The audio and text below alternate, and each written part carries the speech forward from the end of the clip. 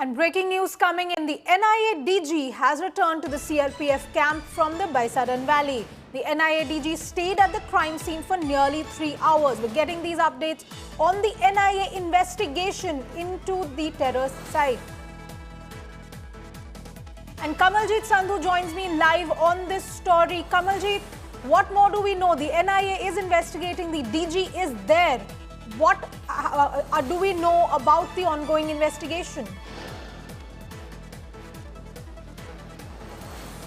Well, NIA has been investigating the case, but remember, DG Sadanand Date was present here today and he has been apprised. He visited the crime scene and this is where he's seen where the terror attack was unleashed for a good 45 minutes. And what is also seen is the entry route through which the terrorists came in, also the probable exit route of the terrorist, also how the investigation is progressing. Remember, as far as the NIA is concerned, a 45-member team has already been working. They've been scouting not just the terror site, but also examining forensic details, scanning through videos, taking testimonies of victims, also speaking to number of people, especially eyewitnesses who could be crucial.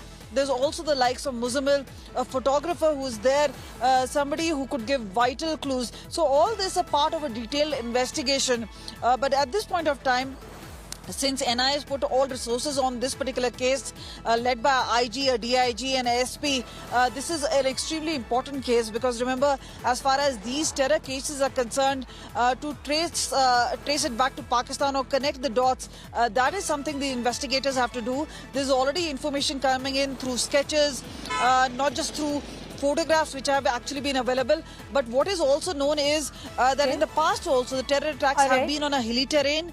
They've had non-motorable road, so a whole lot of modus operandi is now known to the investigating agency. Now it is about connecting the dots and finding more clues. All right. Thank you very much, Kamaljeet, for that perspective. Connecting the dots and finding clues. That's what's happening in Pahalgam.